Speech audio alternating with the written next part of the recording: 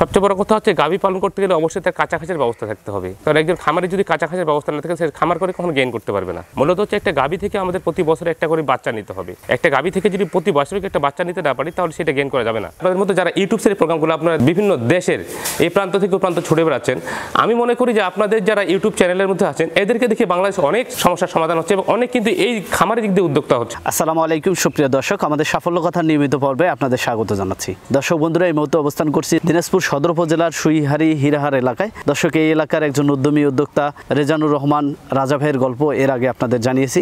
তিনি একজন কট্টর উদ্যমী মানুষ। তার উদ্যমী চেষ্টার মাধ্যমে তিনি একটি সমন্বিত খামার গড়ে তুলেছেন, যেখানে এর আগে আমরা গাড়ল পালন দেখিয়েছি, দেশি মুরগি পালন দেখিয়েছি এবং এছাড়াও তিনি দেশি গরু পালন করেছিলেন। তার এই খামারে তিনি বর্তমানে উন্নত জাতের গাভী পালন করতেছেন।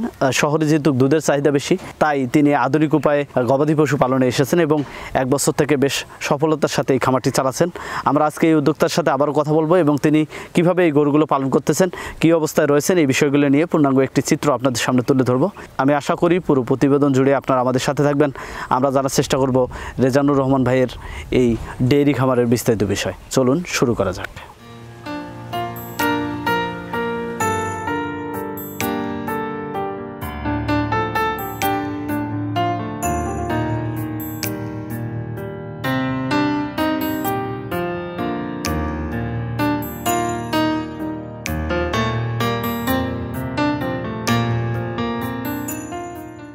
ভাই আসসালামু আলাইকুম।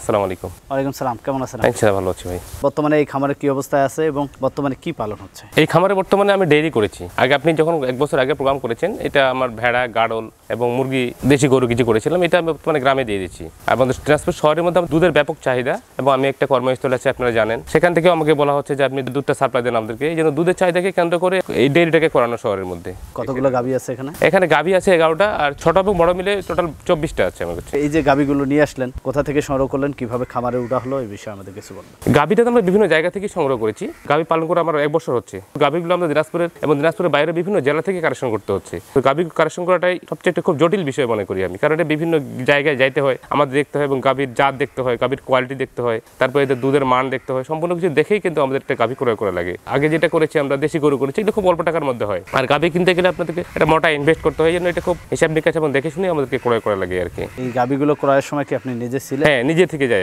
আমি এটা কারোর উপর ডিপেন্ড করি না। এটা আমাদের দিনাজপুরে বিভিন্ন নেটওয়ার্ক আছে, তাদের সাথে আমার ফোনে কন্ট্যাক্ট হয় এবং আমি নিজে থেকে গিয়ে প্রয়োজনে কোনো জায়গায় গিয়ে হয়তো রাতও থাকতে হয় এই গাভীটাকে দুধ দেখার জন্য।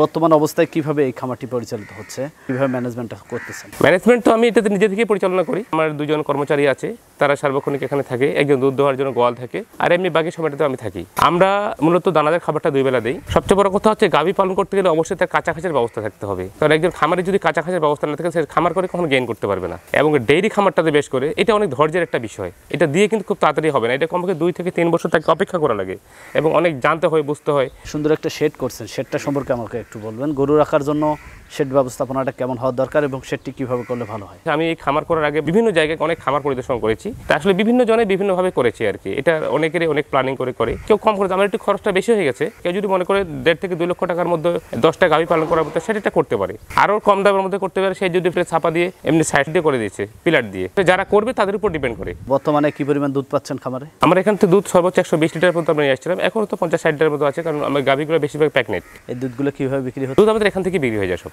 এখান থেকে বিভিন্ন কাস্টমার এসে নিয়ে যায়। বর্তমানে যে দুধ পাচ্ছেন, দুধের দাম যে আসতেছে, সেটাতে কি খামার চলা যাচ্ছে? হ্যাঁ, চলা আছে, কারণ আমার নিজস্ব ঘাস আছে। এই নিজস্ব কাঁচা ঘাসটা আছে বিধায় খামারটাকে টিকে রাখা সম্ভব। কারণ বর্তমান করোনাকালীন অবস্থাতে দানাদার খাবারের দামটা অনেক বেশি, বিভিন্ন জায়গা থেকে সাপ্লাই হচ্ছে না। আর আমরা খাবারটা নিজে থেকেও কিছুটা সংগ্রহ করে থাকি, নিজেই তৈরি করি। কাঁচা ঘাসটা থাকার কারণে আমি বর্তমানে টিকে আছি। এখন গাভী করতেছেন, এটাতে লাভবান হওয়া যাবে কত? লাভবান হওয়া যাবে, এটা আমার 1 বছর তো আরেকটা বছর অপেক্ষা করতে হবে। মূলত হচ্ছে একটা গাভী থেকে আমাদের প্রতি বছরে একটা করে বাচ্চা নিতে হবে। একটা গাভী থেকে যদি প্রতি বছরে একটা বাচ্চা নিতে না পারি তাহলে সেটা গেইন করা যাবে না। আমরা আপনার খামারে যাব এবং এখানে যে গরুগুলো আছে গরুগুলো দেখবো এবং কোন জাতগুলো আপনি ক্রয় করেছেন, কি দেখে কিনলেন, এই বিষয়গুলো জানবো। একটু খামারের ভিতরে যাব।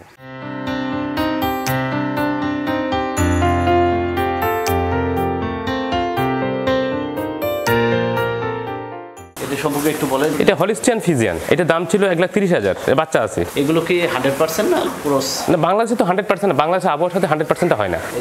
এইটাও তাই, এই তিনটা একসাথে, এইটা পাশে দুইটা আর একটা, তিনটা একসাথে কেনা ছিল। কত দিয়ে কিনছেন? 4,70,000। ভাই এটা সম্পর্কে একটু বলেন। এটা হলিস্টিয়ান ফিজিয়ান, এটাও প্রেগনেন্ট। এটা এই অবস্থায় কিনে নিয়ে আসছিলেন? না না, এটা এই অবস্থায় এটা তখন ছোট ছিল, এখানে আসার পর একটা বাচ্চা দিয়েছে এবং এখনো প্রেগনেন্ট আছে বর্তমানে। এখন কি দ্বিতীয়বার? দ্বিতীয়বার, জি। সামনেরটা এটাও আমি প্রেগনেন্ট অবস্থায় কিনছিলাম। আপনি গাভী কিনছেন সবগুলো উন্নত জাতের দেখতে পাচ্ছি, এখানে কিছু ক্রসও আছে। জি জি। তো কেনার সময় কোন জিনিসগুলো আপনি খেয়াল করলেন? প্রথমত আমাদেরকে জাতটা দেখতে হবে, যেটা কি জাত। যেমন আমাদের দেশে কিন্তু হলিস্টিয়ান ফিজিয়ানের জাতটাই সবচেয়ে বেশি, এটা রংটা সাদা কালো কিনা এবং তার কিছু দুধের জন্য দুধের যে বার্ডগুলো আছে এই বার্ডগুলোকে দেখেন। কারণ আমাদের দেশে একটা সমস্যা দেখা দেশে হচ্ছে ম্যাস্টাডিস। এই ম্যাস্টাডিস সমস্যা অনেক খামারিরা পড়ে থাকে, এই জন্য আপনাদেরকে বার্ডটা দেখতে হবে এবং এই গাভীটা দুধ কতটুকু দিবে তা দেখলে বোঝা যাবে। যেমন আপনি নিচের এই যে ওলান রোগগুলো দেখতে পাচ্ছেন, যেটা গাভী দুধ দিবে তার রোগগুলো অবশ্যই মোটা হবে এবং লেজটা তার কিছুটা ছোট হবে। তার ওলানটা দেখতে হবে টানে, যে ওলানটার মধ্যে কোনো সমস্যা আছে নাকি। এটা সম্পর্কে একটু বলেন। এটা হলিস্টিয়ান ফিজিয়ান, এটা ব্র্যাকের বাচ্চা ছিল। এগুলো তো বিভিন্ন জায়গা থেকে ক্রয় করা? জি, বিভিন্ন জায়গা থেকে, বাংলাদেশের বিভিন্ন জায়গা থেকে ক্রয় করা হয়েছে। এটা ক্রয় করছিলেন কত দিয়ে? এটা আমাদের দিনাজপুর থেকে ক্রয় করা ছিল।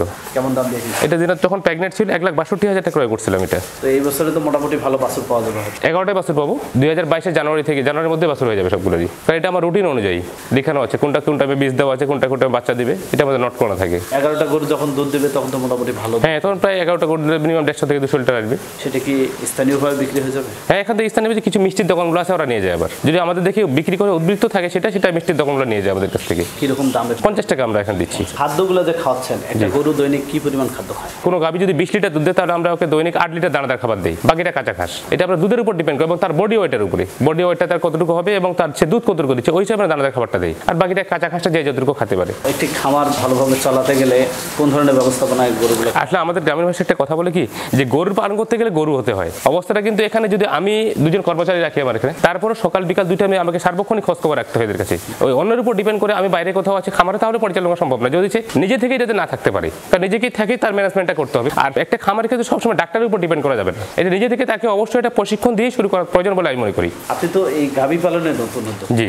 1 বছর থেকে যেহেতু করতেছেন, হয়তো সামনের দিনগুলোতে আরো অনেক অভিজ্ঞতা। জি জি। তো 1 বছরে কি পরিমাণ গরুর খামারে এসে কি কি শেখা গেল বা কি কি সমস্যা দেখতে পেলেন, এই বিষয়ে যদি আমাদের কিছু বলতেন। শিক্ষার তো শেষ নেই। আমি কিছুদিন আগে একটা ভুগছিলাম যে এই গরুগুলোকে নিয়ে আমি একটা বিপদে পড়ছিলাম, সেটা হচ্ছে যে গরুকে বীজ দিয়ে কিন্তু কনসেপ্ট করে না। এভাবে আমার প্রায় 50,000 টাকা নষ্ট। যখন যেটা যেভাবে বলছে সেভাবে করলাম। পরবর্তী আমি হাজিদান টেক প্রফেসর সাথে যোগাযোগ করলাম, স্যার এটা তো আমি একটু সমস্যায় পড়ছি। উনি আমার এখানে আসলো, আসার পরে উনি গাভীগুলো আমাকে চেক করলো, প্রতিটা চেক করার পর উনি কিছু ট্রিটমেন্ট দিল। ট্রিটমেন্ট দেওয়ার পর থেকেই গাভীগুলোকে কনসাল্ট করা শুরু করছে। আমি একটা বিষয় এখানে দেখলাম যে আমরা মানুষের রোগ, এক একটা রোগের এক একজন ডাক্তার থাকে, এক ডাক্তার কিন্তু সব রোগের চিকিৎসা দিতে পারে না। তো গাভীর ক্ষেত্রেও সেটাই দেখেছি আমি। আমাদের এখানে যারা প্রাণী সম্পদ আছে উনি এক ডাক্তার আসে, উনি অন্যরকম কোনো লোকাল চিকিৎসা হলে তার দিয়ে দেয়, কিন্তু প্রেগনেন্টের ক্ষেত্রে সেটা পারেনি সে। এই জন্য আবার উনি শুধু এই প্রজননের ক্ষেত্রে চিকিৎসাটা করে। গরু পালনের ক্ষেত্রে কোনো রোগ ব্যাধি দেখতে পেয়েছেন? হ্যাঁ, রোগ ব্যাধি তো অবশ্যই আছে। যেমন প্রথমত গরুর জন্য হচ্ছে খুরা রোগ, এটা কিন্তু সব খামারের মধ্যে দেশি বিদেশি নেই, এটা ভয়ঙ্কর রোগ বলা চলে এই খুরা রোগটা। কিছুদিন আগে আমরা লাম্পি নামে একটা রোগে ভুগছি, এটা আমার এখানে যদিও আসেনি, কিন্তু দিনাজপুরে বিভিন্ন খামারে এটা অনেক ক্ষতিগ্রস্ত হয়ে গেছে। এই জন্য আমাদের কিছু টিকা আছে যেগুলো আমাদের রুটিন অনুযায়ী দেওয়া লাগে, এবং এই টিকাটা না দিলে সে একটা খামার ক্ষতিগ্রস্ত হবে।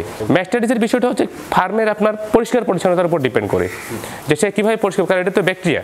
যেমন এই গাভীটার কথা বলি, এটা যদি একটা বাঁট নষ্ট হয়, বর্তমান দাম ছিল 2,70,000 টাকা, একটা বাঁট যদি নষ্ট হয়ে যায় তাহলে 50,000 টাকা দাম কমে গেল। এই ম্যাস্টাইটিসের বাঁটটা নষ্ট হয়ে যাওয়ার সমস্যাটা সবচেয়ে বেশি, এবং গাভীর ক্ষেত্রে ম্যাস্টাইটিসটা খুব একটা সমস্যা, জটিল সমস্যা। ভবিষ্যতে কি চিন্তা ওটা করছেন এটা নিয়ে? এটাকেই ভবিষ্যতে নিয়ে এটাকে আরো ডেভেলপ করতে হবে। আমাদের দেশে অনেক উদ্যোক্তা ভাইরা এই ধরনের গরু পালনে আসতেছে, বিভিন্ন ধরনের উদ্যোগ গ্রহণ করতেছেন। আপনি এর আগে মুরগি করছেন, ছাগল ভেড়া করছেন, তারপরে গরু পালন করতেছেন। তো তাদের উদ্দেশ্যে গুরুত্বপূর্ণ কিছু তথ্য। প্রথমত আপনাদেরকে ধন্যবাদ জানাই একটাই, যে আপনাদের মতো যারা ইউটিউব সেরি প্রোগ্রামগুলো আপনারা বিভিন্ন দেশের এই প্রান্ত থেকে ও প্রান্ত ছুটে বেড়াচ্ছেন।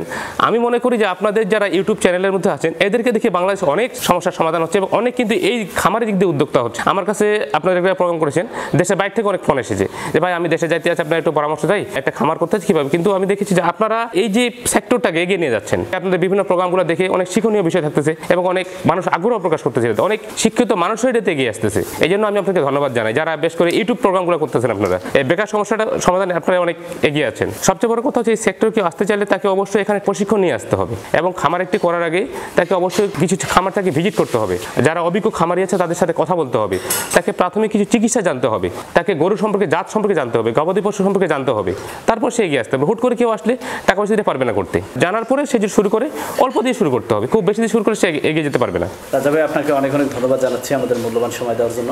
ধন্যবাদ ভাই আপনাদেরকে, আপনারা অনেক কষ্ট করছেন এবং আপনারা বাংলাদেশের বিভিন্ন প্রান্তে যাচ্ছেন। আপনাকে ধন্যবাদ জানাই, যে আল্লাহ আপনাদেরকে সুস্বাস্থ্য কামনা করি। আল্লাহ আপনাদেরকে ভালো রাখুক। ধন্যবাদ আপনাদেরকে। আসসালামু আলাইকুম। দর্শক বন্ধুরা, এতক্ষণ থেকে কথা বলছিলাম রেজানুর রহমান রাজা ভাইয়ের সঙ্গে। তার এই খামারে যে গরুগুলো রয়েছে কিভাবে পালন হচ্ছে, কোন ধরনের ব্যবস্থাপনায় রাখতেছেন, এই বিষয়গুলো জানার চেষ্টা করছি। দর্শক, এর আগে এই খামারের চিত্র আপনাদেরকে দেখিয়েছি।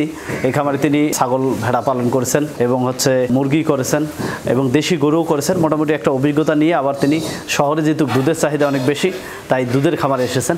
দর্শক, আপনারা যারা এই সেক্টরে উদ্যোক্তা হতে যাচ্ছেন অবশ্যই আপনাকে জেনে বুঝে এ ধরনের খামারে আসতে হবে এবং গবাদি পশু পালনের ক্ষেত্রে যে যে দিক আপনাকে ফলো করতে হবে সেই জিনিসগুলো জেনে বুঝে শুরু করলে অবশ্যই ইনশাল্লাহ এখান থেকে লাভবান হওয়া সম্ভব হবে এবং আপনাকে এখানে শ্রম দিতে হবে এবং ধৈর্য সহকারে এই কাজগুলো করতে হবে। দর্শক, এই ছিল আধুনিক উপায় গরু পালন নিয়ে আমাদের আজকের এই প্রতিবেদন। আপনাদের আশেপাশের সফলতার গল্পগুলো আমাদের জানিয়ে দিন। আমাদের সাফল্য কথা টিম চলে যাবে আপনাদের কাছে। ধন্যবাদ সবাইকে।